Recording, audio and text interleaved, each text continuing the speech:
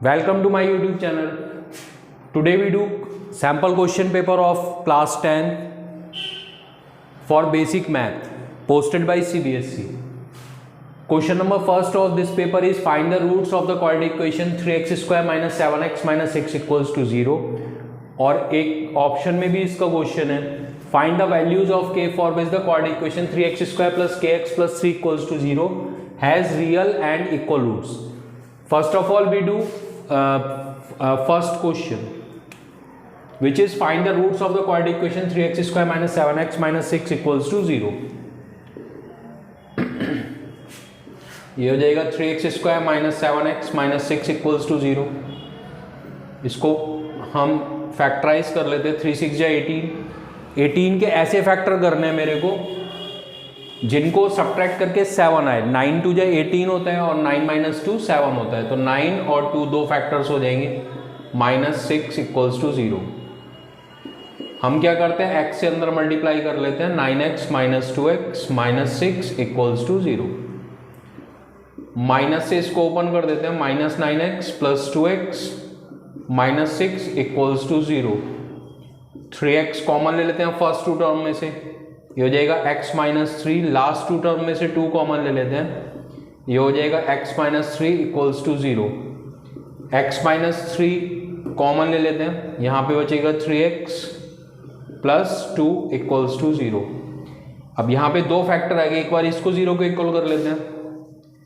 If x minus 3 equals to 0 x equals to 3. If एक बार 3x plus 2 को 0 के इक्वल कर लेते हैं. If 3x plus 2 equals to 0 3x equals to -2. x equals to -2/3. ये हमारा जो फर्स्ट क्वेश्चन है वो कंप्लीट हो गया है. रूट्स जो है हमारे वो आ गए x equals to 3 and x equals to -2/3. अब हम क्या करेंगे, जो ऑप्शन में क्वेश्चन दे रखा है उसको करेंगे. वो है find the values of k for which the quadratic equation 3x square plus kx plus 3 equals to 0 has real and equal roots. इस इक्वेशन को मैं यहां पे लिख लेता हूं. अभी हम क्या करते हैं, जो स्टैंडर्ड फॉर्म होती है क्वाड्रेटिक इक्वेशन की ax square plus bx plus c equals to 0, उससे इसको कंपेयर कर लेते हैं. यहां लिख लेंगे on comparing with ax square plus bx plus c equals to 0. इस इक्वेशन को कंपेयर कर लेते हैं. x स्क्वायर कोफिशिएंट यहाँ पे a है, यहाँ पे 3 है. So a equals to 3. x का कोफिशिएंट यहाँ पे b है, यहाँ पे k है. b equals to k. Constant term यहाँ पे c है, यहाँ पे 3 है. तो c इक्वल्स टू 3. हमको कंडीशन गिवन है find the values of k for which the quadratic equation 3x square plus kx plus 3 equals to 0 has real and equal roots. जब क्वाड्रेटिक इक्वेशन के रियल और इक्वल रूट्स होते हैं तो condition होती है b square minus 4ac equals to 0. तो हम यहाँ पे लिख लेते हैं because roots are real and equal, so b square minus 4ac equals to 0. Put the values of a, b and c. यहाँ पे क्या करते हैं, a, b, c की वैल्यूज पुट कर लेते हैं. b की वैल्यू k है -4, a की वैल्यू 3 है, c की वैल्यू 3 है. ये हो जाएगा k square minus 4 3 12 3 36 equals to 0. k square equals to 36, k equals to plus minus 6. ये हमारा इस क्वेश्चन का सोल्यूशन हो गया. k की वैल्यू प्लस माइनस 6 आ गई. इसमें की कॉन्सेप्ट जो है हमारी वो है b square minus 4ac equals to 0. जब भी रूट्स रियल एंड इक्वल होंगे किसी भी क्वाड्रेटिक इक्वेशन के, तो हमको क्या करना है, उसका जो डिस्क्रिमिनेंट है यानी कि b स्क्वायर माइनस 4ac उसको 0 के इक्वल कर देना है और k की वैल्यू फाइंड कर लेनी है. ये क्वेश्चन इंपॉर्टेंट है. इस टाइप के क्वेश्चंस बहुत आते हैं. Now we do question number 2. Question number 2 is 3 cubes each of volume 64 centimeter cube are joined end to end to form a cuboid. Find the total surface area of the cuboid so formed. 3 cube है, उनको and to and join कर दिया है और एक जो cuboid बना है उसका टोटल सरफेस एरिया मेरे को फाइंड करना है. पहले 3 क्यूब है वो बना लेते हैं.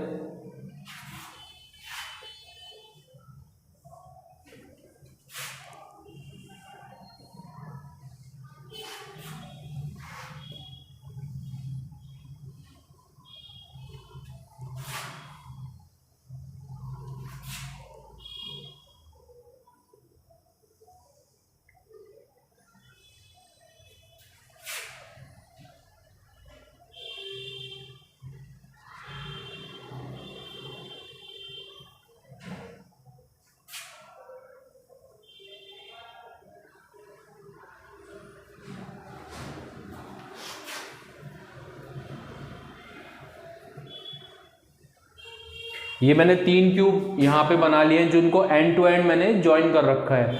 क्यूब का जो वॉल्यूम है वो 64 सेंटीमीटर क्यूब गिवन है मेरे को। यहाँ पे लिख लेंगे according to question volume of cube equals to 64 centimetre cube. Volume of cube होता है एच क्यूब, तो ये जाएगा एच क्यूब इक्वल्स टू 64 को हम लिख सकते हैं 4 क्यूब दोनों साइड से रिमूव हो जाएंगे, तो मेरी जो क्यूब की एज है या साइड है वो आ जाएगी 4 सेंटीमीटर। तो ये साइड है क्यूब की, ये 4 सेंटीमीटर हो गई। ये दूसरे क्यूब की साइड है, ये भी 4 सेंटीमीटर हो जाएगी। और ये थर्ड क्यूब की साइड है, ये भी 4 सेंटीमीटर हो जाएगी। विड्थ, ये विड्थ है। क्यूब की लेंथ, ब्रेड्थ और हाइट तीनों सेम होते हैं, ये भी 4 सेंटीमीटर हो जाएगी। और ये हाइट जो है वो भी 4 सेंटीमीटर हो जाएगी। अभी जो मेरा क्यूबॉइड फॉर्म्ड हुआ है उसकी जो लेंथ है वो हो जाएगी 4 + 4 + 4 12 सेंटीमीटर हो जाएगी। ब्रेड्थ 4 सेंटीमीटर हो जाएगी और हाइट 4 सेंटीमीटर हो जाएगी। तो हम यहाँ पे लिख देंगे length of cuboid. Length of cuboid is 4 + 4 + 4 12 centimetre. Breadth of cuboid ये हो जाएगी मेरी 4 सेंटीमीटर और हाइट ऑफ क्यूबॉइड ये भी 4 सेंटीमीटर ही होगी। Height of cuboid is 4 centimetre. अभी हमको क्या करना है, टीएसए निकालना है। टीएसए ऑफ क्यूबॉइड हो जाएगा, टीएसए ऑफ क्यूबॉइड हो जाएगा 2LB + BH + LH। 2LB length है मेरी 12, ब्रेड्थ है 4, हाइट 4, लेंथ 12 और ब्रेड्थ हो जाएगी मेरी 4। 12 4 जा 48, 16, 12 4 जा 48, ये हो जाएगा 8 और 6 14 और 8 22, 2 कैरी आ गया, 4 और 2 6, 1 7 और 4 11, तो हो जाएगा 2 2 जा 4, 2 1 जा 2, 2 2 जा 4, 224 centimetre square is the answer. Now we do question number 3। Question number 3 में क्या है, हमको एक फ्रीक्वेंसी डिस्ट्रीब्यूशन दे रखा है एक क्रिकेट मैच का और हमको मीडियन रन स्कोर निकालना है। मींस इस फ्रीक्वेंसी डिस्ट्रीब्यूशन की मीडियन निकालनी है। पहले हम टेबल फॉर्म कर लेते हैं। यहाँ पे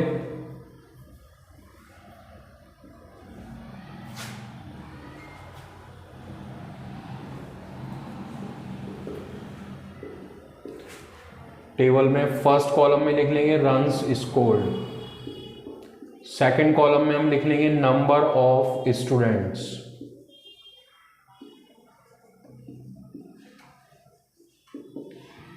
एंड थर्ड कॉलम हम बना लेंगे क्यूमुलेटिव फ्रीक्वेंसी का। 0 to 20, 20 to 40, 40 to 60, 60 to 80 and 80 to 100.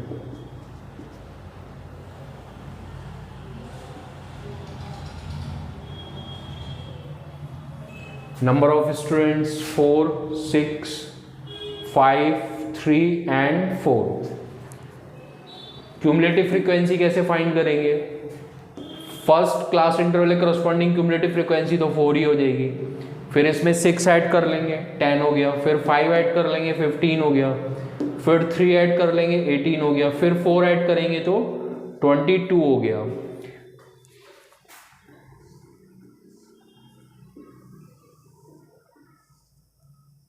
अभी जो फ्रीक्वेंसी वाला कॉलम है उसको ऐड कर लेंगे, 4 और 3 7, 5 12, 6 18 और 4 22। यहाँ पे लिख लेंगे n इक्वल्स टू 22। अभी हम लोग क्या करते हैं, n/2 फाइंड कर लेते हैं। ये हो जाएगा 22/2 यानी कि 11। आप ये देखिए 11 तक के टर्म कौन सी क्यूमुलेटिव फ्रीक्वेंसी को बिलोंग करेंगे, वो इसमें आएगा 11। यहाँ पे तो 1 to 10 तक के टर्म्स हैं तो 11 टर्म 15 में आएगा। तो हमारा जो मीडियन क्लास है वो इसके अपोजिट जो क्लास इंटरवल लिखा हुआ है दैट इज मीडियन क्लास, ये मीडियन क्लास हो जाएगा। हम यहाँ पे लिखेंगे so median class is 40 to 60। इसकी जो लोअर लिमिट है यानी कि 40 वो L की वैल्यू हो जाएगी, L इक्वल्स टू 40 n/2, ये 11 है, इसको 11 लिख लेते हैं। CF इससे पहले वाली फ्रीक्वेंसी क्यूमुलेटिव फ्रीक्वेंसी जो होगी वो CF हो जाएगी यानी कि 10।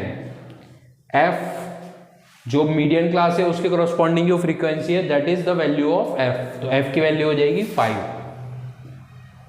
H क्लास साइज जितने का यहाँ पे डिफरेंस है लोअर लिमिट और अपर लिमिट में वो H की वैल्यू होगी यानी कि 20। अब मीडियन का फार्मूला लगा लेंगे। Formula of median is L plus n/2 minus CF upon F into H। L की वैल्यू क्या है मेरे पास 40 है, प्लस n/2 क्या है मेरे पास 11 माइनस CF 10 हो जाएगा, और F की वैल्यू है मेरे पास 5।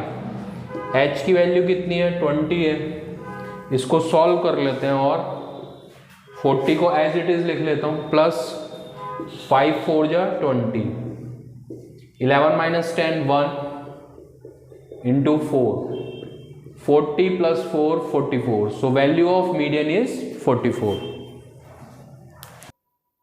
Now we do question number 4. Question number 4 is find the common difference of the AP 4, 9, 14 and so on. If the first term changes to 6 and the common difference remains the same, then write the new AP. Question has two parts. Question में क्या है, दो parts हैं। एक part तो ये है कि हमको ये AP गिवन है, इसका कॉमन डिफरेंस फाइंड करना है, एंड सेकेंड पार्ट इज उसने क्या बोला है कि फर्स्ट टर्म चेंजेस टू 6, अगर फर्स्ट टर्म 6 में चेंज हो जाता है लेकिन कॉमन डिफरेंस सेम रहता है, and the common difference remains the same. Common difference अगर सेम रहता है तो हमको क्या करना है, न्यू AP राइट करनी है। तो पहले फर्स्ट पार्ट करते हैं क्वेश्चन का। Given AP is 4, 9, 14। Now we know that common difference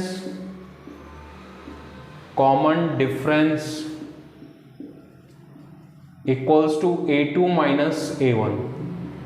A2 is 9 and A2 means second term is 9 and first term is 4. So common difference is equal to 5. First part complete हो गया question का। अभी मेरे को second part करना है। Second part में क्या करना है, वो बोल रहा है if the first term changes to 6।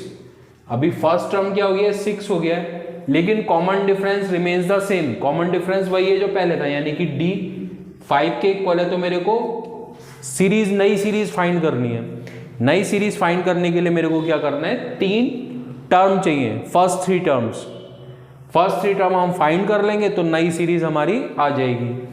तो फर्स्ट टर्म तो इसमें गिवन ही मेरे को पता ही है, गिवन है क्वेश्चन में 6। सेकेंड टर्म हो जाएगा A2 equals to A1 plus D। Now A1 is 6 and D is 5, so second term is 11। Now A3 is A2 plus D। A2 is 11 and D is 5, so A3 is 16. So we can write here, so new AP is 6, 11, 16 and so on. Now we do question number 5. The mode of the following frequency distribution is 38. Find X. ये एक frequency distribution table दे रखी है, इसका mode given है हमको 38। तो मेरे को मिसिंग फ्रीक्वेंसी जो है x की वैल्यू फाइंड करनी है। इसको टेबल को यहाँ पे बना लेते हैं दोबारा से।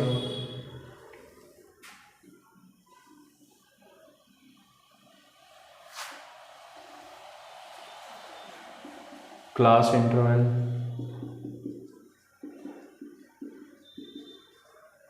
Frequency,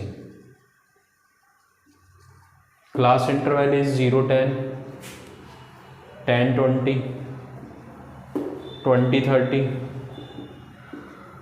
30 40, 40 50, 50 60 and 60 70।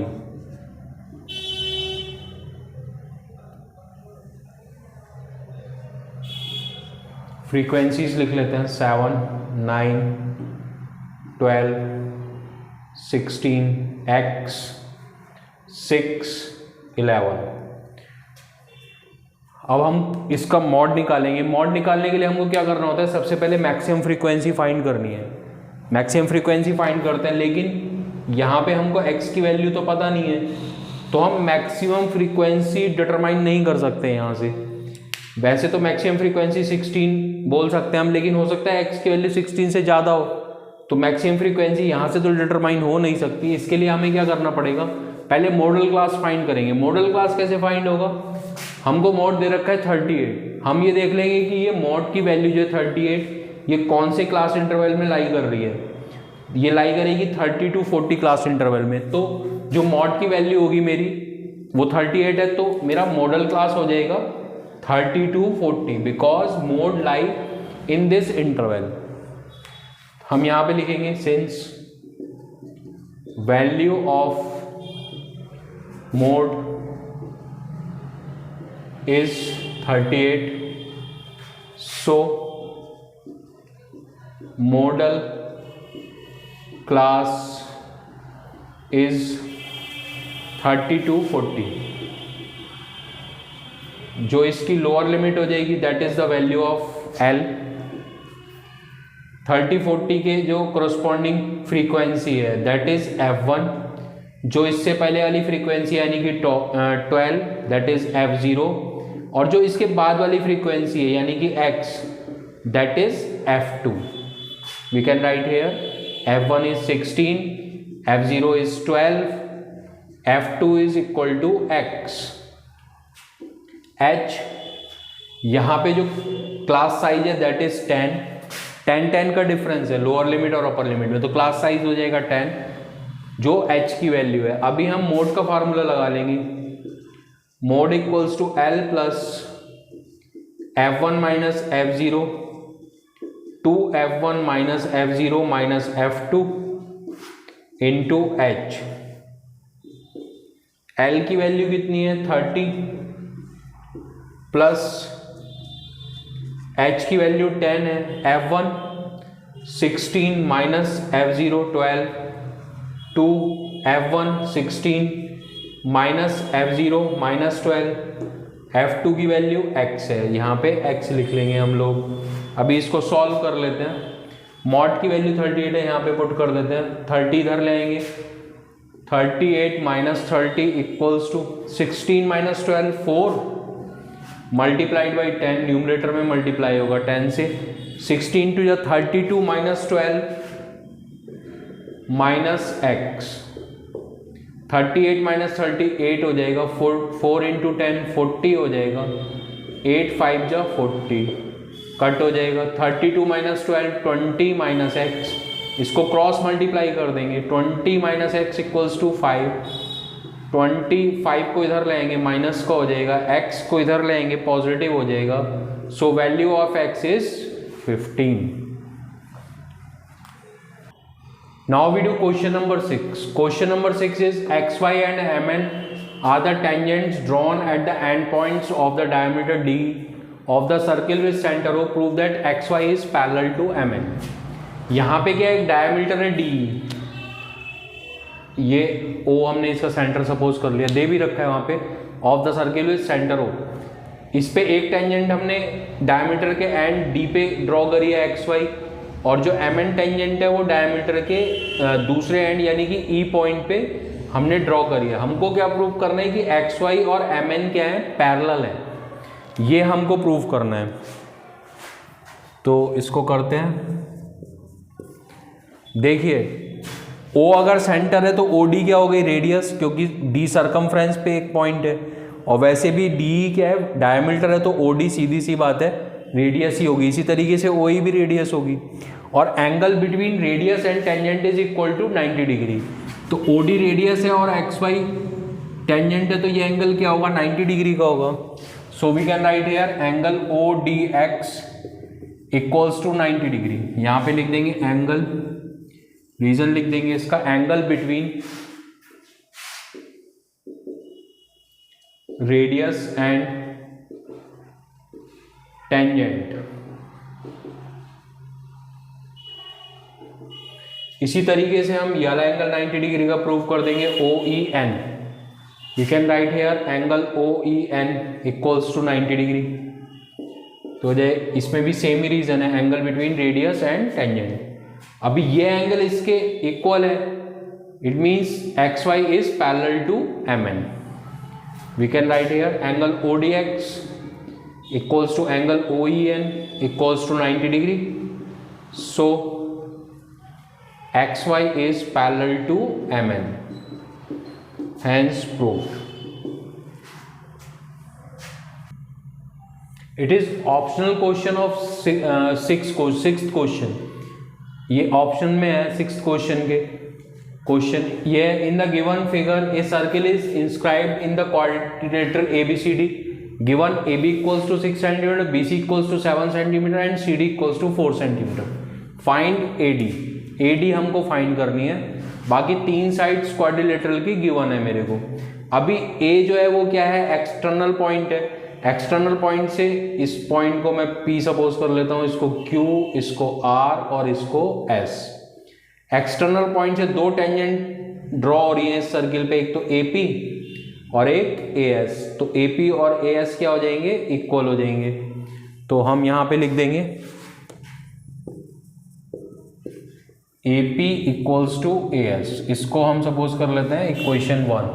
रीजन इसका दे देते हैं tangents from external point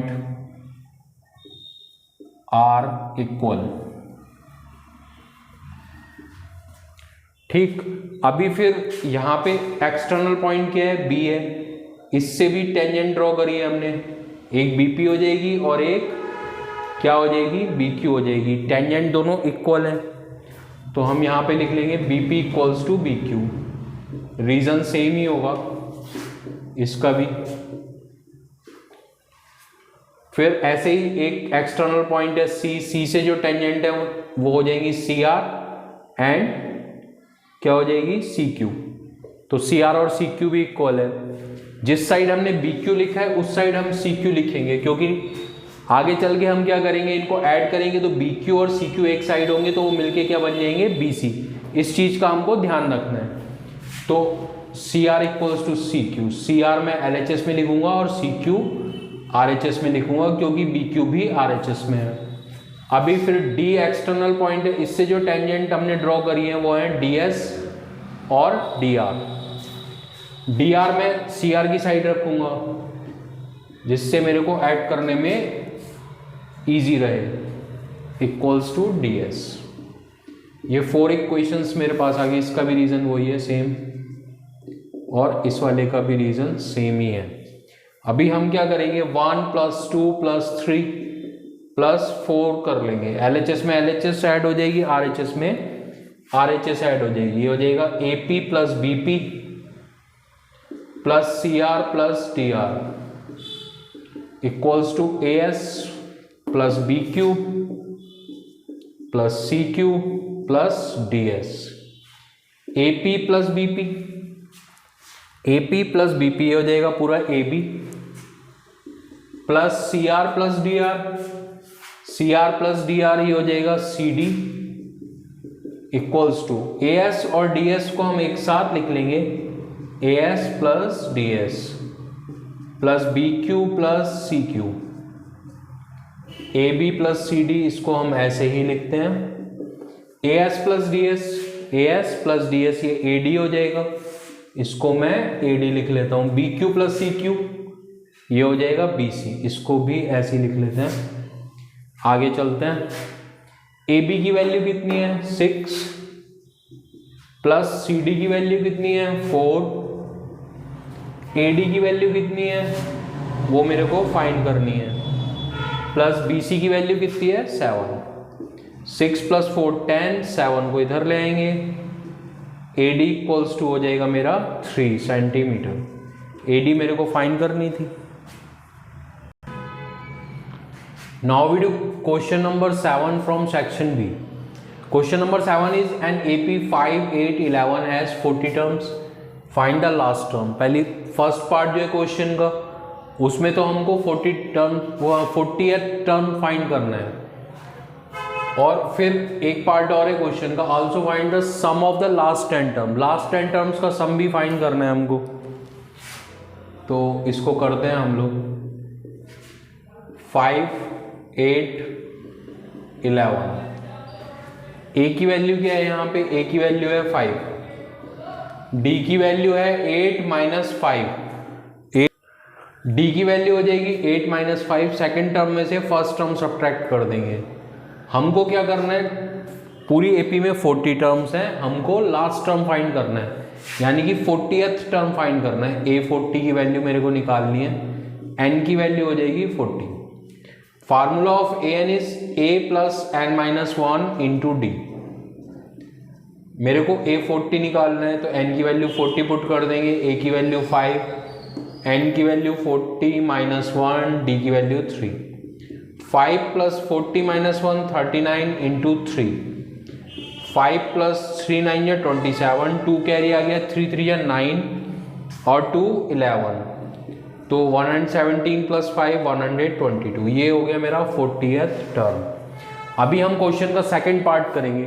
question के सेकंड पार्ट में हमसे पूछा है also find the sum of the last 10 term. इसको हम दो तरीके से कर सकते हैं। एक तरीके तो ये कर सकते हैं कि हम पहले 40 टर्म्स का सम निकाल लें, एस एन वाला फार्मूला n इक्वल्स टू 40 के लिए लगा दें, फिर हम 30 टर्म्स का सम निकाल लें। ठीक है, एन का एस एन वाला फार्मूला n इक्वल्स टू 30 के लिए अप्लाई कर दें, और फिर S40 में से S30 सब्ट्रैक्ट कर देंगे, तो लास्ट 10 टर्म्स का सम हमारे पास आ जाएगा। एक मेथड तो ये है, और एक मेथड इससे इजी मेथड है थोड़ा। हम क्या करते हैं, पूरी सीरीज को ही रिवर्स कर देते हैं। पूरी सीरीज को रिवर्स करेंगे, लास्ट टर्म क्या था 122, तो 122 फर्स्ट टर्म हो जाएगा, और सीरीज मेरी ये जो फर्स्ट 3 टर्म्स हैं ये लास्ट 3 टर्म्स बन जाएंगे, तो ये जाएगा 11, 8 एंड 5। अब जो मेरी सीरीज का फर्स्ट टर्म है वो 122 हो गया। डी मेरा कितना हो जाएगा, 5 में से 8 सब्ट्रैक्ट कर दो तो मेरा डी हो जाएगा -3। पहले मेरा डी +3 था, अभी मेरा डी हो जाएगा -3, क्योंकि मैंने सीरीज को रिवर्स कर दिया है। मेरे को लास्ट के 10 टर्म्स का सम फाइंड करना था, अब मैं बिगिनिंग से 10 टर्म्स का सम फाइंड कर दूंगा, क्योंकि मैंने सीरीज को रिवर्स कर रखा है। n इक्वल्स टू 10, S10 मेरे को निकालना है।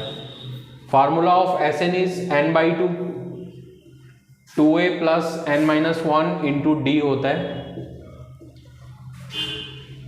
n की वैल्यू 10 पुट कर देंगे यहाँ पे, 10/2, 2a, value of a is 122 plus value of n is 10 minus 1, d की वैल्यू -3, 2 5 जा 10, 5 इसको मल्टीप्लाई कर लेंगे तो ये जाएगा 244।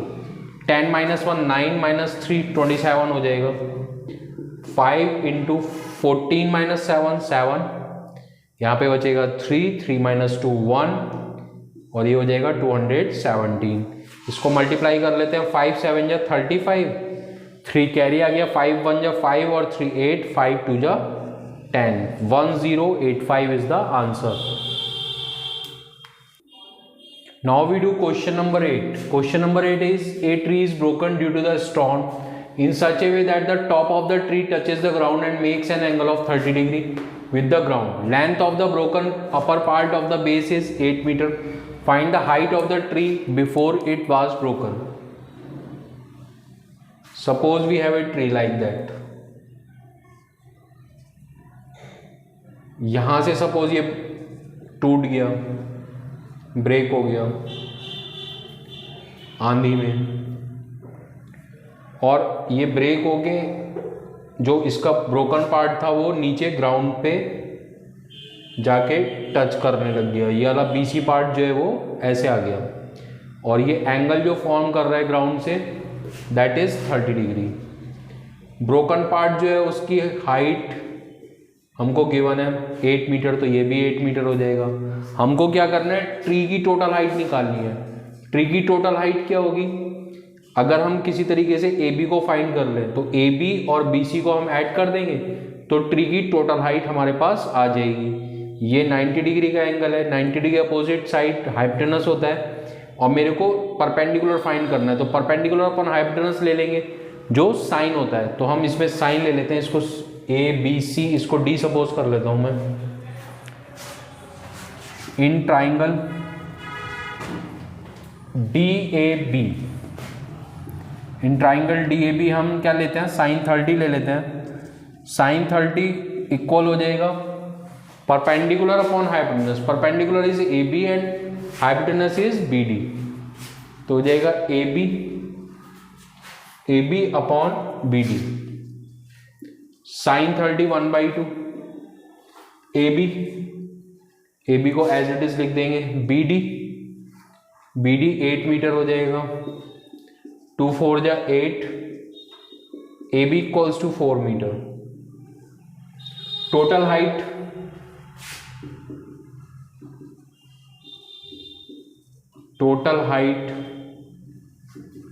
Of tree, total height of tree is equal to A B plus B C, A B plus B C. A B is 4 metre and B C is 8 metre, so total height of tree is 12 meter.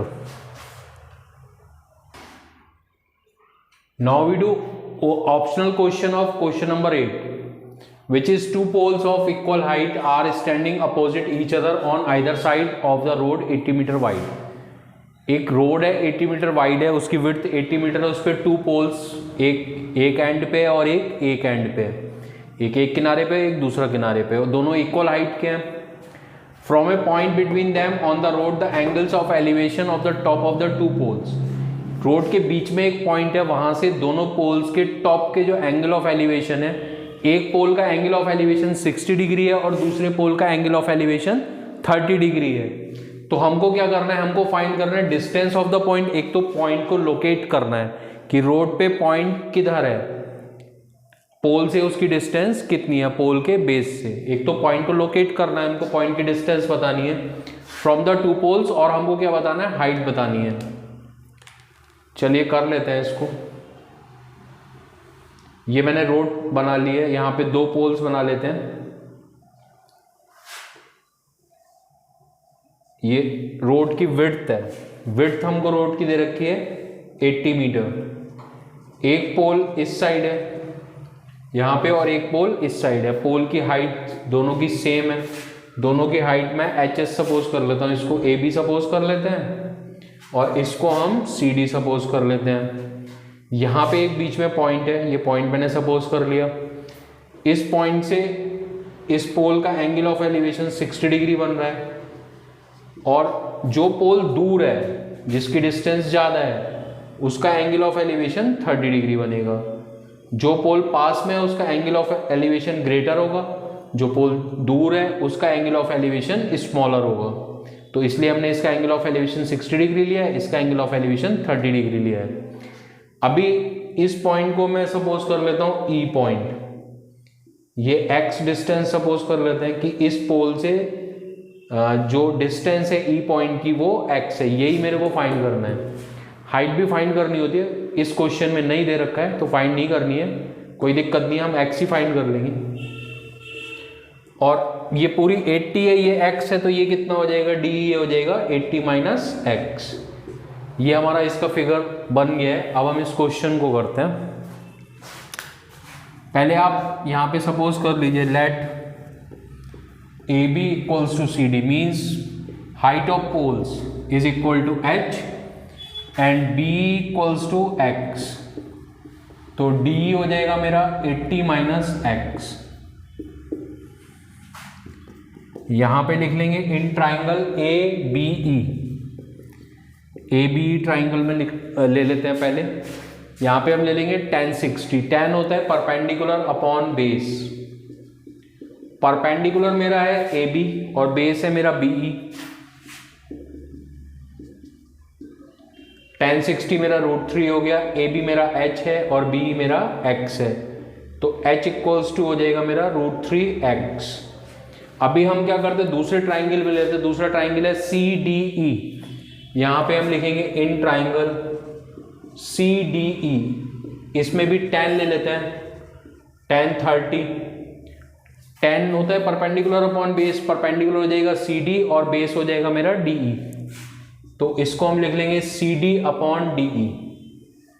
tan 30 की value 1/√3 होती है, हम सबको पता है। Value of CD is H and value of DE is 80 minus x। 80 minus x equals to √3h।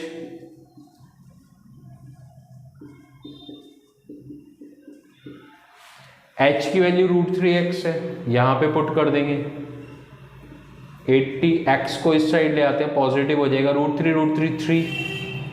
80 equals to हो जाएगा मेरा 4x and x equals to 80 upon 4 2 जा 8 20 मीटर आ गया। इसका मतलब हमको क्या फाइंड करना था, find the distance of the point from the two poles. इस पॉइंट की डिस्टेंस फर्स्ट पोल से 20 मीटर है और सेकेंड पोल से 80 माइनस 20 यानी कि 60 मीटर है। We can write here distance of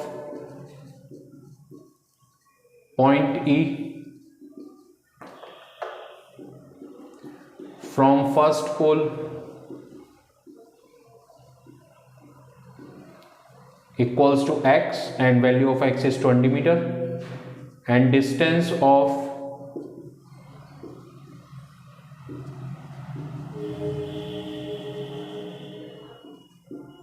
point E from second pole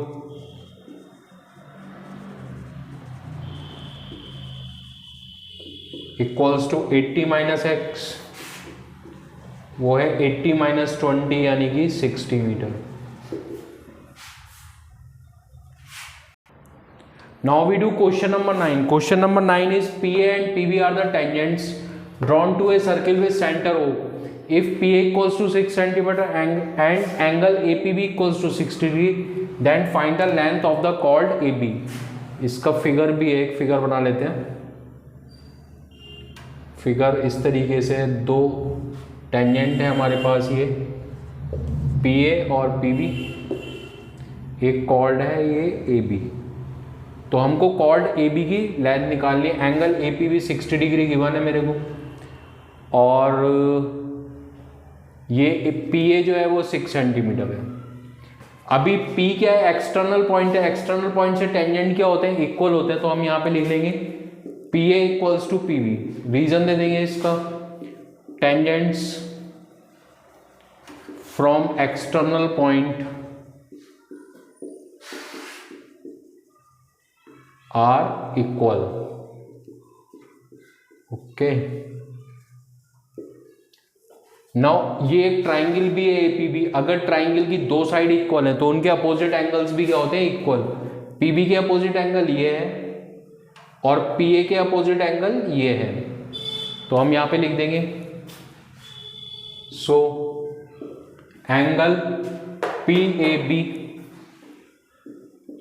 equals to angle PBA। Reason लिख देंगे, angles opposite to equal sides, angles opposite to equal sides, ये रीजन हो गया। अब हम इस ट्राइंगल में ले लेते हैं PAB में। इन ट्राइंगल PAB इसको एंगल P सपोज कर लेते हैं, इसको एंगल A, इसको एंगल B। एंगल्स हम प्रॉपर्टी लगा लेते हैं, angle P plus angle A plus angle B equals to 180। यहाँ पे लिख देते हैं ASP by ASP means by angle sum property. Angle P 60 degree given है मेरे को, एंगल A और एंगल B इक्वल हो जाएंगे। एंगल B की जगह भी मैं एंगल A पुट कर देता हूँ, यहाँ से हम प्रूफ कर चुके हैं। तो 2 angle A equals to 180 minus 60, तो 2 एंगल A इक्वल्स टू हो जाएगा मेरा 120 और एंगल A इक्वल्स टू हो जाएगा 120 अपॉन 2 यानी कि 60 डिग्री। अब हम इस ट्राइंगल में देखते हैं, एंगल A 60 डिग्री आ गया, एंगल A और एंगल B इक्वल थे तो एंगल B भी 60 हो गया, तो all angles are equal to 60 degree. So it means triangle PA and B is an equilateral triangle. We can write here angle A equals to angle B equals to angle P equals to 60 degree. So triangle PAB is an equilateral triangle. Equilateral triangle. What is the property of equilateral triangle? Equilateral triangle की property होती है कि all sides are equal. So AB किसके equal हो जाएगी? PA के. So we can write here, so AB equals to PA and PA is equal to 6 centimeter. It is given in the question. हमको AB find करनी थी, तो AB कितनी आ गई मेरी? 6 centimetre. Now we do question number 10. The sum of the squares of the three positive numbers that are consecutive multiple of 5 is 725. Find the three numbers.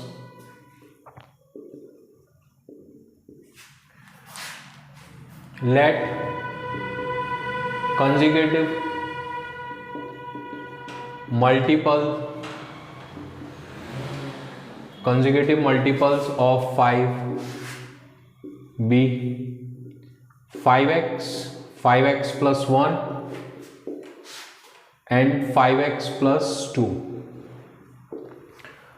5 के multiples means जो 5 से divide हो जाते हैं, जैसे 5, 10, 15, 20. तो तीन कंसेक्यूटिव मल्टीपल्स लेने हैं. फर्स्ट मल्टीपल ले लेते हैं हम 5x, second is 5x plus 1 and third one is 5x plus 2. Now हमको क्या कंडीशन गिवन है कि इनके स्क्वायर्स का सम 725 के इक्वल है. The sum of the squares of the three positive numbers that are consecutive multiple of 5 is 725. तो इनके स्क्वायर्स का सम हम ले लेते हैं, उसको हम इक्वल कर देंगे 725 के.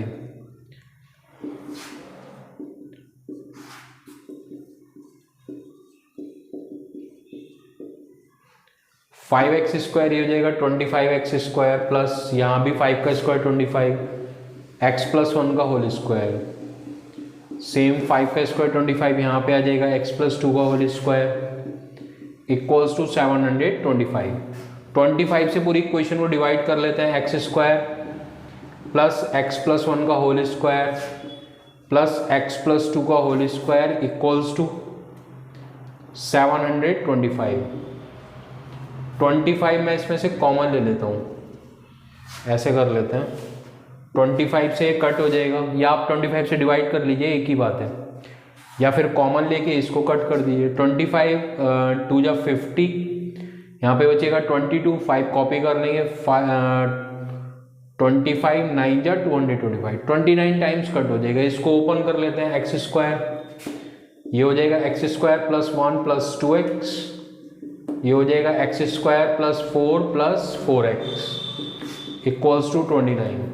X square 3x square 4x 2x 6x 4 प्लस 1 5 minus 29, 3x square plus 6x minus 29 plus 5 minus 24. 3 से पूरी इक्वेशन को डिवाइड कर लेते हैं, तो हो जाएगा x square plus 2x minus 3 8 जा 24. 8 को ऐसे फैक्टर कर लेंगे जिनको सब्ट्रैक्ट करके 2 आ जाए, तो 4 और 2 हो गए. X square plus 4 minus 2x minus 8 equals to 0. X से हम अंदर मल्टीप्लाई कर लेते हैं, 4x minus 2x minus 8 equals to 0. X common ले लेंगे, x प्लस 4 माइनस 2 कॉमन ले लेंगे, x plus 4 equals to 0. x plus 4 x minus 2 equals to 0. If x plus 4 equals to 0, x equals to minus 4 हो जाएगा, ये तो impossible हो जाएगा, इसको लिख देंगे impossible. If x minus 2 equals to 0, x equals to 2, तो जो हमने मल्टीपल सपोज करे थे वो हो जाएंगे. फर्स्ट मल्टीपल हमने 5x सपोज करा था, तो हो जाएगा 10. सेकेंड मल्टीपल हमने 5x प्लस 1 सपोज करा था, तो हो जाएगा 5. 2 प्लस 1 3, 5 3 15. थर्ड मल्टीपल हमने 5x प्लस 2 सपोज करा था, तो वो हो जाएगा 5. 2 प्लस 2 4, 5 4 जा 20. So multiples are 10, 15 and 20. Now we do question number 11 which is based on construction. Question number 11 के question number 11 is construct two concentric circles of radii 3 centimetre and 7 centimetre. Draw two tangents to the smaller circle from a point P which lies on the bigger circle. इसको हम क्या करते हैं, पहले एक circle draw कर लेंगे 7 centimetre radius का। ये मेरा सर्किल हो गया बिगर सर्किल 7 सेंटीमीटर रेडियस का। इसका सेंटर सपोज ये है, सेंटर यही सपोज करके हम एक 3 सेंटीमीटर रेडियस का सर्किल ड्रॉ कर लेंगे। एक 3 सेंटीमीटर रेडियस का सर्किल ड्रॉ कर लिया। दोनों कॉन्सेंट्रिक सर्किल हैं, दोनों के सेंटर सेम ही रहेंगे। सबसे पहले क्या करना है, एक 7 सेंटीमीटर रेडियस का सर्किल ड्रॉ करना है, फिर उसी सेंटर से एक 3 सेंटीमीटर रेडियस का सर्किल ड्रॉ करना है। अब हमको क्या करना है, बड़ा वाला सर्किल जो है इस पर एक पॉइंट ले लेना है P। बिगर सर्किल पे एक पॉइंट ले लिया मैंने P, ये सेंटर O है। OP को मैं क्या करूँगा, ज्वाइन कर दूंगा डॉटेड लाइन से। ये मैंने ज्वाइन कर दिया।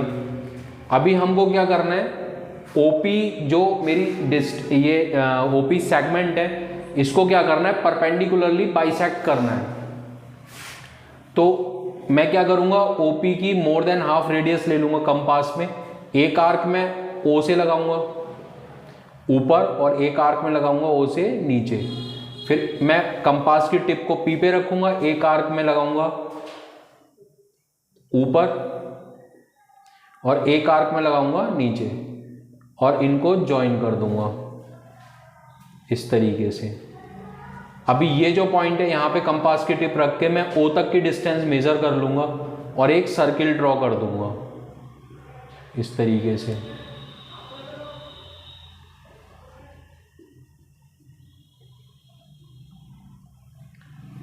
ठीक, ये सर्किल मेरा स्मॉलर सर्किल को जिन दो पॉइंट्स पे इंटरसेक्ट करेगा उसको मार्क कर लूंगा। एक पॉइंट ये है, एक पॉइंट ये है, और इन दोनों पॉइंट्स को मैं P से ज्वाइन कर दूंगा इस तरीके से। तो ये मेरी रिक्वायर्ड टेंजेंट हो जाएंगी। जो मैंने एक पॉइंट लिया था P ग्रेटर सर्किल पे, उससे मैंने स्मॉलर सर्किल पे क्या करा, टेंजेंट ड्रॉ कर दी। इसको मैं A सपोज कर लेता हूँ, इसको मैं B सपोज कर लेता हूँ। तो PA और PB मेरी रिक्वायर्ड टेंजेंट हो जाएंगी, जिसको मेरे को कंस्ट्रक्ट करना था। Now we do optional question of question 11। It is a draw a pair of tangents to a circle of radius 6 cm which are inclined to each other at an angle of 60 degree. Also find the length of the tangent. सबसे पहले हमको क्या करना है, एक 6 centimetre radius का circle draw कर लेना है। ये मैंने 6 सेंटीमीटर रेडियस का सर्किल ड्रॉ कर लिया। इसका सेंटर सपोज O है। अब मेरे को क्या करना है, मेरे को कंस्ट्रक्ट करनी है दो टेंजेंट जिनके बिटवीन एंगल 60 डिग्री का हो। तो मैं क्या करूंगा, यहां पे एक रेडियस ड्रॉ कर लूंगा। ये मैंने रेडियस ड्रॉ कर ली एक। फिर मेरे को क्या करना है, इस रेडियस से 120 डिग्री का एंगल फॉर्म करती हुई एक दूसरी रेडियस ड्रॉ करनी है। अगर टेंजेंट के बिटवीन एंगल 60 डिग्री है तो हम क्या करेंगे, इस एंगल में से इस एंगल को 180 में से सब्ट्रैक्ट कर लेंगे। 180 माइनस 60 कितना होता है, 120। तो मेरे को दो ऐसी रेडियस यहाँ पे ड्रॉ करनी है जिनके बिटवीन एंगल 120 डिग्री का हो।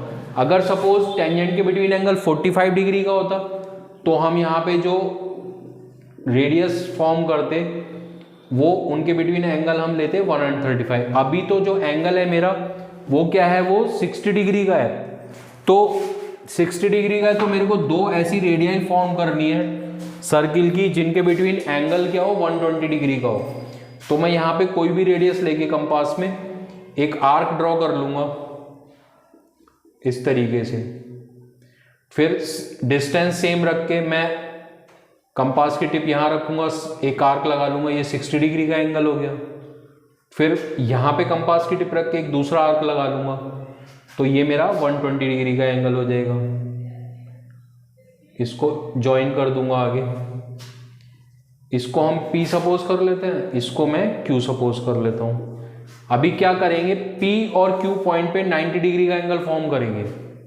कोई भी कंपास में रेडियस लेके यहां से एक आर्क लगा लेते हैं इस तरीके से। फिर यहां पे रख के फर्स्ट आर्क लगाएंगे, 60 डिग्री का हो गया। फिर सेकंड आर्क लगाएंगे 120 डिग्री का हो गया।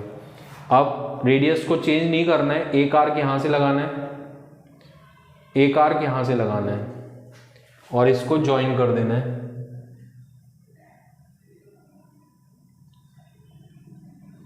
इसको हमको ज्वाइन कर देना है।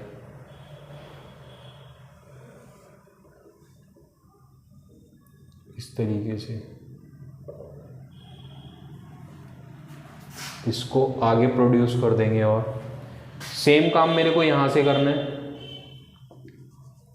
यहाँ भी 90 डिग्री का एंगल फॉर्म करना है, इस तरीके से आर्क लगाना है और टेंजेंट मेरे को ड्रॉ कर देनी है।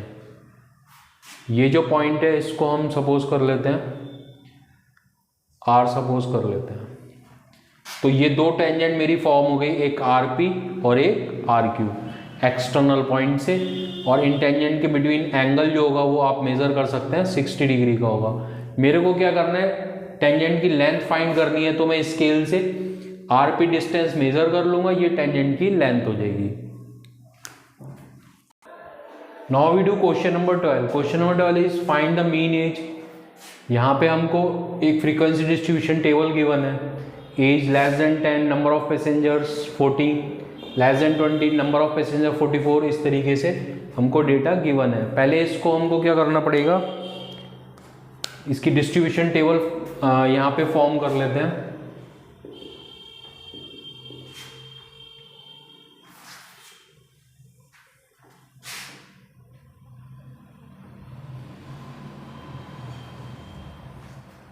यहाँ पे लिख लेंगे एज, यहाँ पे लिख लेंगे नंबर ऑफ पैसेंजर्स,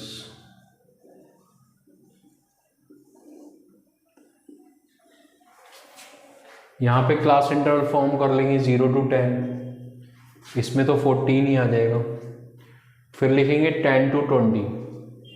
अब यहाँ पे देखिए लेस देन 10 वाले कितने पैसेंजर हैं जिनकी एज लेस देन 10 है, वो 14 है। लेस देन 20 वाले कितने हैं, 44 है।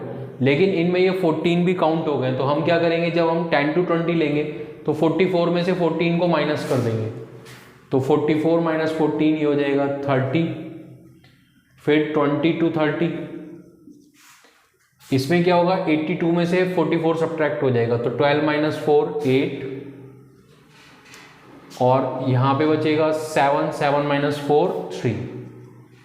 फिर 30 to 40, इसमें क्या होगा, 134 में से 82 सब्ट्रैक्ट हो जाएगा, 4 माइनस 2 2, और 13 में से 8 सब्ट्रैक्ट करेंगे तो हो जाएगा 52। फिर 40 to 50, 40 to 50 में क्या करेंगे, 184 में से 134 सब्ट्रैक्ट कर लेंगे, 4 माइनस 4 0, और 8 माइनस 3 कितना हो जाएगा, 5 हो जाएगा। फिर 50 to 60, 245 में से 184 सब्ट्रैक्ट कर लेंगे, 5 माइनस 4 1, और 5 माइनस 4 1, 14 माइनस 8 ये हो जाएगा 6। 5 माइनस 4 1, 14 माइनस 8 6, ठीक है 61। फिर 60 to 70,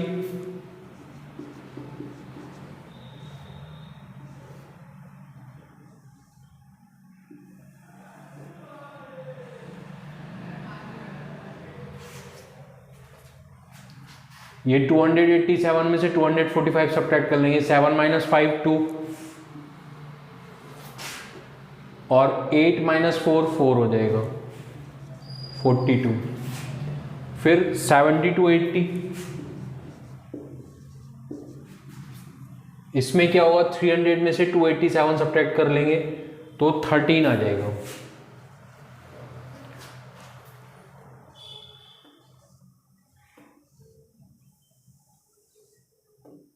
अभी हम क्या करते हैं, इसको ऐड कर लेते हैं, sigma f i equals to ये हो जाएगा 3 और 2 5 और 1 6 2 8, 8 और 8 16, 16 और 4 20, 0 आ गया, 2 कैरी, 2 और 1 3, 3 और 4 7, 7 और 6 13, 13 और 5 18, 18 और 5 23, 23 और 3 26, 26 और 3 29 और 1 30, 300। यानी कि हमने जो ये फ्रीक्वेंसी वाला कॉलम बनाया है ये हमारा राइट है, इसको हम लिख लेंगे FI। अब हम क्या करेंगे, मिड वैल्यू फाइंड करेंगे। मिड वैल्यू फाइंड करने के लिए मेरे को क्या करना है, इन दोनों को ऐड करना है। 0 + 10 10, उसको हाफ कर देंगे 5, फिर 30 आएगा, उसको हाफ कर देंगे 15, 10 10 ऐड करते चले जाएंगे। 25, 35, फिर 45, फिर हो जाएगा 55, फिर 65 एंड लास्ट वन इज 75। हम क्या करते हैं, इसमें एक एज्यूम्ड मीन सपोज कर लेते हैं। 45 को मैं A सपोज कर लेता हूं। अभी यहाँ पे क्या करेंगे, DI फाइंड करेंगे। ये हो जाएगा XI, DI हो जाएगा मेरा XI - A। 5 - 45 - 40 हो जाएगा 15 - 45 -30 हो जाएगा 25 - 45 -20 हो जाएगा 35 - 45 -10 हो जाएगा, ये 0 हो जाएगा। फिर +10 और 65 - 45 +20 और ये 30। अभी हम क्या करेंगे, FI DI फाइंड करेंगे। FI DI, इसको यहाँ पे क्लोज कर देते हैं। FI DI फाइंड कर लेते हैं। देखिए 14 है और ये -40 है तो -560 हो गया। 30 - 30 मल्टीप्लाई करेंगे -900। 38 - 20, 0 2 8 जा 16, 2 3 जा 6 और 1 7। फिर 10 से मल्टीप्लाई कर लेंगे -520। 50 को 0 से करेंगे 0, 61 को 10 से करेंगे 610, 20 को 42 से करेंगे 0, 2 2 जा 4, 2 4 जा 8। 30 को 13 से करेंगे 0, 13 3 जा 39। पहले हम माइनस वाले ऐड कर लेते हैं। 0, फिर 6 और 2 8 और 6 14, 1 आ गया। 5 और 1 6, 6 और 7 13 और 9 22 और 5 27। ये आ गया -2740। एक बार और कर लेते हैं। 0 6 2 8 6 14, 1 कैरी आ गया। 5 1 6 7 13 13 9 22 22 और 5 27। अब प्लस वाले ऐड कर लेते हैं। 0 9 और 4 13 और 1 14, 1 कैरी आ गया। 3 1 4 4 और 8 12 और 6 18। इसको सॉल्व कर लेते हैं। 0 सब्ट्रैक्ट होंगे, निगेटिव है ये पॉजिटिव है। 17 - 8 9, -900 आंसर आ गया। आंसर मीन्स सिग्मा FI/DI की वैल्यू आ गई। तो सिग्मा FI/DI मेरा है -900। अभी हम लोग क्या करते हैं, मीन फाइंड कर लेते हैं। मीन मेरा हो जाएगा, एज्यूम्ड मीन मेथड से करा है मैंने, तो हो जाएगा A + sigma FI/DI upon sigma FI। Value of A is 45 plus sigma FI/DI is -900 and sigma FI is 300। 0 से 0 कट तो हो जाएगा 45 - 3 is equal to 42। 42 is the answer। Now we do question number 13 which is a case study based question। In this question we have a lighthouse। ये एक light house है AB। D पे एक boat है छोटी सी और सी पे एक शिप है बड़ा।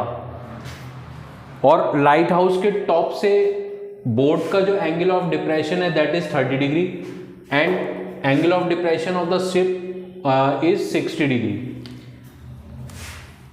तो यहाँ पे दो क्वेश्चन है जिनको हमको करना है। एक first question is which of the two boat or the ship is nearer to the lighthouse, find its distance from the lighthouse. हमको ये बताना है कि बोट और शिप में से कौन लाइट हाउस के ज़्यादा पास में है और उसकी डिस्टेंस क्या है लाइट हाउस से।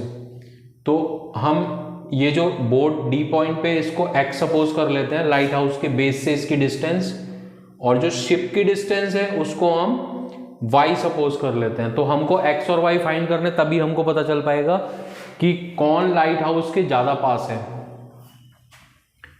ठीक है। और फिर हमको सेकंड पार्ट में दे रखा है पूछ रखा है find the time taken by the boat to reach the lighthouse, कि बोट डी पॉइंट पे उसको बी पॉइंट तक आने में कितना टाइम लगेगा अगर बोट की स्पीड 20 किलोमीटर पर आवर है तो। इसको करते हैं। हमने इसको x सपोज करा है BD डिस्टेंस को, जो कि बोट की डिस्टेंस है from lighthouse, and distance of ship from lighthouse is y।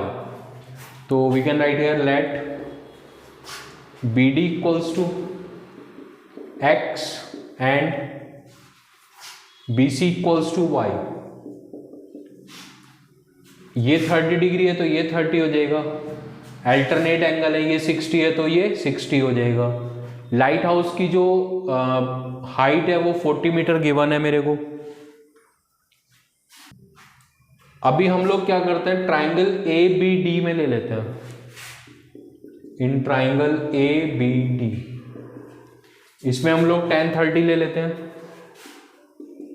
tan होता है परपेंडिकुलर अपॉन बेस, परपेंडिकुलर है AB upon BD। tan 30 is 1/√3। AB is 40 and BD is x, तो x equals to हो जाएगा 40√3 metre.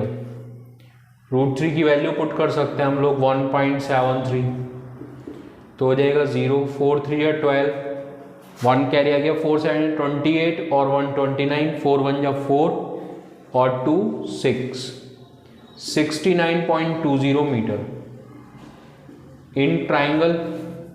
अब हम लोग ABC में ले लेंगे। In triangle ABC tan 60 degree equals to tan 60 हो जाएगा AB upon BC, tan 60 √3, AB हो जाएगा 40, BC हो जाएगा y इक्वल्स टू 40 अपॉन √3। वो पूछा था कौन नियरर है, सीधी सी बात है शिप नियरर है, क्योंकि शिप की जो डिस्टेंस है लाइट हाउस के बेस से वो कम है।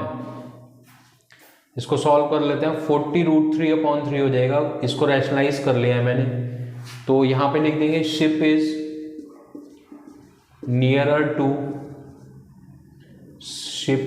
Nearer to the lighthouse. ये हमारा फर्स्ट पार्ट कंप्लीट हो गया है। अभी हम सेकंड पार्ट करेंगे। सेकंड पार्ट में मेरे को बोट की स्पीड दे रखी है और मेरे को बताना है बोट को D से B तक आने में कितना टाइम लगेगा। तो हम लोग यहां पे लिख लेंगे स्पीड ऑफ बोट मेरे को गिवन है 20 किलोमीटर पर आवर।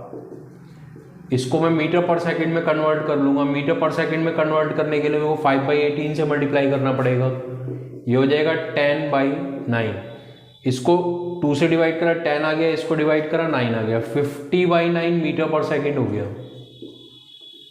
ठीक, अभी टाइम निकाल लेंगे। टाइम इक्वल्स टू होता है distance upon speed. Distance boat की लाइट हाउस से डिस्टेंस x है और x की वैल्यू है 40√3 और स्पीड जो है मेरी बोट की वो है 50/9। 0 से 0 कट 9 यहाँ आ जाएगा, न्यूमरेटर में हो जाएगा 4 9 या 36√3 अपॉन 5 से इसको हम लोग डिवाइड कर लेते हैं 36 को, तो हो जाएगा 5 7 या 35, 5 2 या 10 और √3 की वैल्यू होती है 1.73। इसको आप मल्टीप्लाई कर लीजिए, आंसर आपका सेकेंड्स में आ जाएगा। Now we do question number 14 which is the last question of this sample paper. It is a case study based question. आप इसको मैं अभी लिंक डिस्क्रिप्शन में डाल दूंगा, वहां से रीड कर सकते हैं पूरे क्वेश्चन को। मैंने जो शॉर्ट पॉइंट्स हैं वो लिख दिए यहाँ पे क्वेश्चन के। क्वेश्चन में क्या है, डॉल्स हैं, doll 1, doll 2, doll 3 and doll 4।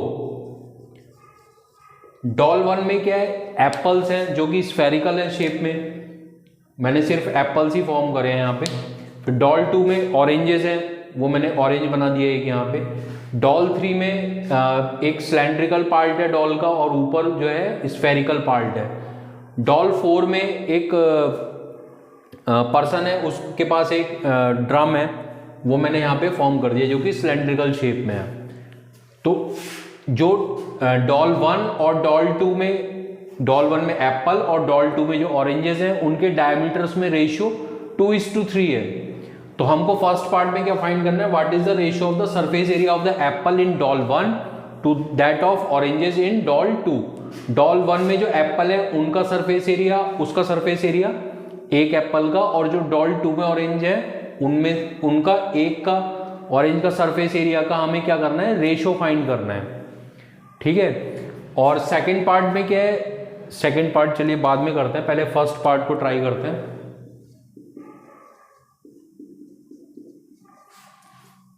जो एप्पल का डायमीटर है और जो ऑरेंज का डायमीटर है उसमें 2:3 का रेशियो है। एप्पल का डायमीटर जो है उसको हम D1 सपोज कर लेते हैं और ऑरेंज का जो डायमीटर है उसको मैं D2 सपोज कर लेता हूँ। तो ये 2:3 का रेशियो है। D1 को हम 2R1 लिख सकते हैं, एप्पल की रेडियस को मैं R1 सपोज कर लेता हूँ और ऑरेंज की रेडियस को मैं R2 सपोज कर लेता हूँ। तो D1 2R1 हो जाएगा और D2 2R2 हो जाएगा। ठीक। अब हमको क्या करना है, सरफेस एरियाज में रेशियो निकालना है। तो S1 मेरा हो जाएगा 4 पाई R1 स्क्वायर और S2 हो जाएगा मेरा 4 पाई R2 स्क्वायर। मेरे को S1 और S2 में रेशियो निकालना है तो मैं करूंगा S1 upon S2 equals to 4 pi R1 square upon 4 pi R2 square. 4 pi से 4 पाई कैंसिल आउट हो गया। ठीक है। अभी हम क्या करते हैं, 4 से मल्टीप्लाई कर लेते हैं। 4 कैंसिल नहीं करना चाहिए था, चलिए कोई दिक्कत नहीं है। 4R1 स्क्वायर को मैं लिख सकता हूँ 2R1 का होल स्क्वायर और इसको लिख सकता हूँ 2R2 का होल स्क्वायर। अभी इसको हम एक ही ब्रैकेट में कर लेते हैं तो ये जाएगा 2R1 अपॉन 2R2 का होल स्क्वायर। ठीक। 2R1 क्या हो गया, मेरा D1 हो गया, यानी कि डायमीटर। 2R2 मेरा D2 हो गया। D1 अपॉन D2 का रेशियो जो मेरे को गिवन है वो है 2:3। तो यहाँ पे 2/3 पुट कर देंगे तो हो जाएगा 4/9। तो S1 इज टू S2 ये मेरा हो जाएगा 4:9। तो मेरा फर्स्ट पार्ट का आंसर तो आ गया 4:9। इसको अब हम सेकंड पार्ट पे कंसंट्रेट करते हैं। सेकंड पार्ट में क्या है, जो ब्लू बॉल ऑफ डॉल 3 है उसको मेल्ट कर लिया है, इसको मेल्ट कर लिया है और इसकी जो क्ले है उससे हमने ये सिलेंड्रिकल ड्रम फॉर्म करा है। ड्रम की रेडियस 3 सेंटीमीटर ही रखी है एज इट इज, जो इसकी रेडियस थी, लेकिन हमको क्या फाइंड करनी है आपकी यार, हाइट। तो इसका जो वॉल्यूम होगा पूरी डॉल का वो इस सिलेंड्रिकल ड्रम के वॉल्यूम के इक्वल हो जाएगा। तो यहां लिख देंगे volume of doll 3 equals to volume of cylindrical drum. जो डॉल 3 है उसके दो पार्ट्स हैं, एक सिलेंड्रिकल पार्ट है, एक स्फेरिकल पार्ट है। तो सिलेंडर के वॉल्यूम और स्फेयर के वॉल्यूम को हम ऐड कर देंगे तो पूरी डॉल 3 का वॉल्यूम आ जाएगा। जो सिलेंडर की रेडियस है वही स्फेयर की भी रेडियस है। तो we can write here pi, cylindrical part का वॉल्यूम हो गया पाई आर स्क्वायर एच और जो स्फेरिकल पार्ट है उसका वॉल्यूम हो गया 4/3 पाई आर क्यूब। इसको मैं H1 सपोज कर लेता हूं, जो सिलेंड्रिकल ड्रम है उसकी हाइट को। तो वॉल्यूम ऑफ सिलेंड्रिकल ड्रम ये हो जाएगा पाई, इसकी रेडियस 3 है, इसको मैं R1 कर लेता हूं, पाई या R ही लिख लो, रेडियस तो दोनों साइड सेम ही है, पाई आर स्क्वायर H1। अभी हम क्या करते हैं, इधर से पाई आर स्क्वायर कॉमन ले लेते हैं तो यहां पे बचेगा मेरे पास H प्लस 4/3 R बच जाएगा यहाँ पे pi R square H1। Pi R square से pi R square cancel out हो गया। H जो है मेरा वो है 8 प्लस 4/3, R की वैल्यू मेरे पास है 3, R की वैल्यू 3 है और H1 मेरे को फाइंड करना है। 3 से 3 कट तो H1 की वैल्यू हो जाएगी 8 प्लस 4 12 सेंटीमीटर। यानी कि सिलेंड्रिकल ड्रम की जो हाइट है वो आ गई मेरे पास 12 सेंटीमीटर। ये हमारा क्वेश्चन कंप्लीट हो गया। Thank you very much for watching. अगर आपको ऐसे सैम्पल पेपर और भी चाहिए सोल्यूशन तो please like share and subscribe my channel.